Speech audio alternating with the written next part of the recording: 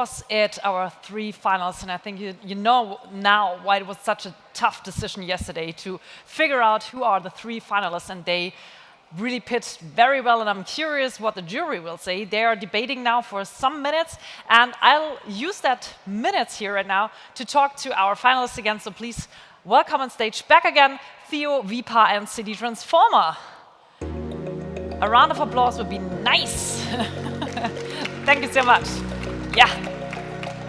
Yeah, you just can move. I don't bite normally. I got lunch, so I'm happy. All right, so hands on heart. How often have you practiced this pitch? I don't remember how many times. Too many times. Too many Countless times, yes. When was the last time? On video, every day, 4 times, maybe. So 4 times, wow. Like a little bit different, but the sales pitch, yeah. Okay, and for you? This specific pitch, not a lot, because I think here what we wanted to show is the real impact, the vision, what we actually foresee as City Transformer. It's different than when you're approaching an investor, when you're approaching the media.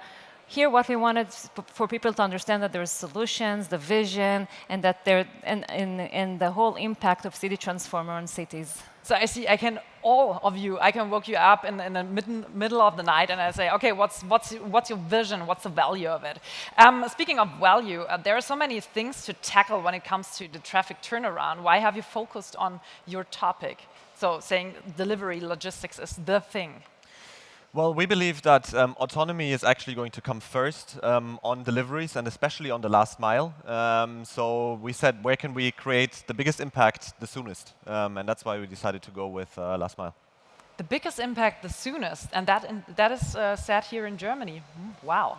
That's a tough thesis. Okay, parking, 2 times parking here. The contest, the semi-finals weren't just about logistics and parking. There were so many other ideas, but 2 of you made it with the parking topic. So why parking?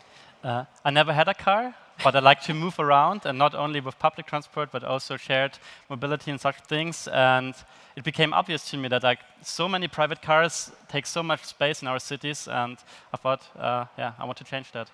All right, so parking again. Well, yeah, when I'm commuting to work on the train and I see those big cars and with only a single person inside, and then when I arrive to the city, they have nowhere to park. For me, that's less efficient use of public space. Yeah, and I know that a lot of people think, the bigger the car, the better. But I think this small and efficient car is a very smart idea. If you were able to stand here on stage in about 5 years and tell the people what you've contributed to the world and what you've finally achieved with your startup, what would you tell the world? I would say that most of the deliveries, if not all, are actually being done by robots, that we can free this human capital from doing mundane tasks and tasks like bringing food to somebody else and lay that off to robots, so we can free that human capital for more creative tasks and to create more innovations. Okay. I have to stick with the narrative. First, no new underground garages because they are really bad for the environment and you cannot build them back, and then less private cars in our cities because you have a bigger supply on shared mobility. I think that's the way. Mm-hmm. And I will say that the real luxury is saving time and not owning a big brand, sorry for a big brand or a big car. So the real luxury is time. Mm-hmm. I think they just need some more minutes. If there are some startups or startups to be watching this finals here, what would your advice be for those who are not as far as you are? Especially for early stage startups, I think one of the biggest values is network. So we started this as part of Entrepreneur First. We've managed to get into a lot of other networks. And just sharing your experiences and talking to people who have gone through the same thing is incredibly valuable. And especially also exchanging with those people while you go through it, because it's going to be a roller coaster ride no matter how well your startup is going. So, having that support of other people that are going through the same thing, I think is super important. So build your network early on and really leverage it. Yeah, and don't be afraid of changes. I know what you're talking about. Since I'm also an entrepreneur, I know that change is a good thing, and you don't have to be afraid of change. So what do you say? What would you? Network is very important, and then talk to your potential customers, see if you solve a problem for them, and if they pay for the solution, and talk more. And if you see, okay, this niche, they pay for that, and I solve a problem, you keep on going.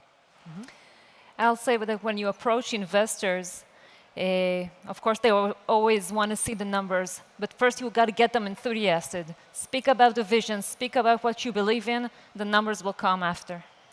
That's good. And since I think we've got more time here on stage, which is incredible because we can do a little startup show here. You said, that it's like a roller coaster. And my very first keynote was, I think I'm an expert on the topic. It was about failing. It was a startup night, or let's call it a fuck-up night. What would you tell the people in such a startup fuck-up night, or they called it fail and learn night? Yeah. So one of our biggest failures, you mean? Yeah. Okay, so many because you say one of our things. Of course. I've got plenty.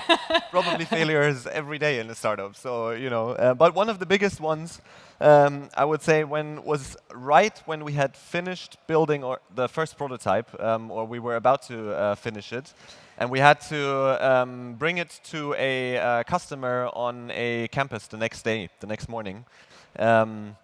And we had worked the whole night. Like, we went to the campus the next day to the customer. My shirt was full of dust because I was lying under the robot pretty much the whole night. And we got there, didn't sleep at all, didn't shower. We probably smelled like... I don't want to put it... That's a good thing at live streaming events. Yeah, and everything was working before we left. We made it on the minute, and we got there, and the robot didn't turn on. All right, so I see we've got another format for our next year's Shift Mobility, the fuck-up night here. Thank you so much. I see we have Hans from the jury here on stage. I just switched places. And in your face I can read it was, again, a very, very tough decision. So Hans, could you please tell us the result? Who is the winner of Mindshifter 2022? First of all, thank you so much for your presentation, for sharing your insights. And to be honest, it was a very, very tough decision. It was a close race, but in the end, we have one winner, and the winner is City Transformer. Woo! Big applause! City Transformer is the winner of our contest. Congratulations. Thank you so much. So maybe you can turn it around and show it to our photographer here.